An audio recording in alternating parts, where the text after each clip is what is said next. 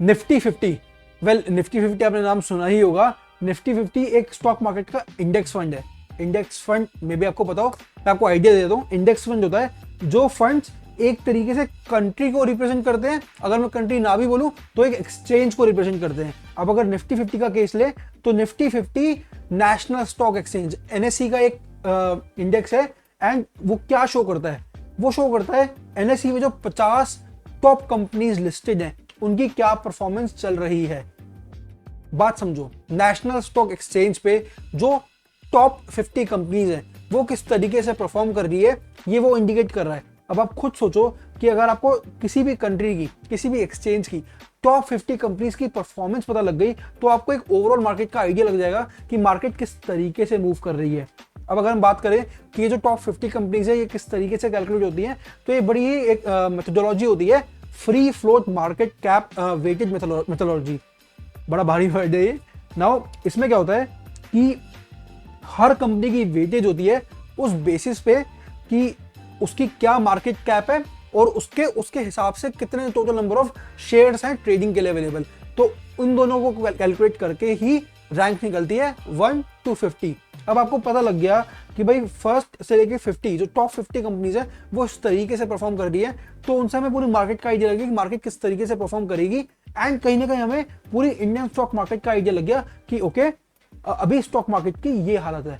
And अब अगर आप खुद सोचो कि अगर निफ्टी 50 बढ़ रहा है या लेट्स से कोई भी इंडेक्स फंड, बट क्योंकि निफ्टी 50 मेन है तो अगर निफ्टी 50 बढ़ रहा है तो सिंपल है कि मार्केट बढ़ेगी। निफ्टी 50 गिर रहा है तो मार्केट गिरेगी। एक लोगों को आइडिया लग जाता है, लेकिन सिर्फ एक ही आइडिया, एक ही इंडिकेटर देखना कि हाँ इंडेक्स फंड बढ़ रहा है तो बढ़ेगी, वो जरूरी नहीं है।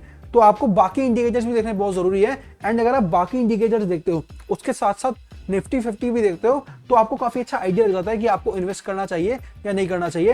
एंड जितना ट्रैक रिकॉर्ड रहा है तो इंडेक्स फंड चाहे निफ्टी 50 हो चाहे सेंसेक्स हो, जिस हिसाब से इंडिया ग्रो कर रहा है उस हिसाब से ये भी ग्रो करे हैं। तो अगर आपको मैं सिंपल बताऊं, आपको कुछ नहीं करना ना, आपको बस ये है कि मुझे स्टॉक मार्केट में पैसे लगाने हैं ताकि मेरे पैसे ओवर टाइम ग्रो हो जाए। आपको कोई ट्रेडिंग में इंटरेस्ट नहीं है, आपको कोई स्टॉक्स में भी इतनी रिसर्च करने का, फंडामेंटल एनालिसिस वगैरह करने का टाइम नहीं है, मन नहीं है। सिंपल है, मतलब I can not give you a proper advice, but आप रिसर्च भी कर सकते हैं। निफ्टी में इन्वेस्ट करना या इंडेक्स फंड में इन्वेस्ट करना, specially in the case of India, बहुत एक सेंसिबल डिसीजन रहा है। आप हिस्ट्री उठा के देख सकते हो, एवरेज जो रिटर्न रहा है, कितना रिटर्न रहा है, काफी अच्छा रिटर्न रहा है। तो आपके लिए बहुत अच्छा ये इन्वेस्टमेंट अपॉर्चुनिटी बन सकता है। एंड अगर आपने अपनी इन्वेस्टिंग जर्नी स्टार्ट करनी है तो आप एंजल वन के साथ कर सकते हैं। डिस्क्रिप्शन में लिंक है, आपका जो डीमैट अकाउंट है वो फ्री ऑफ कॉस्ट ओपन हो जाएगा। एंड जो आपके ट्रेड के चार्जेस है, जो ब्रोकर चार्जेस है, वो भी काफी कम है। तो आपको अगर इन्वेस्टमेंट जर्नी स्टार्ट करनी है, angel one would be the best choice for you. And अगर आपको स्टॉक चूज करना है, कुछ भी चूज करना है, अकॉर्डिंग टू मी निफ्टी 50 और Sensex, any index fund in India जो मेजर है, that can be a very good choice for you. But आप इन्वेस्ट करना अपनी पूरी रिसर्च करके।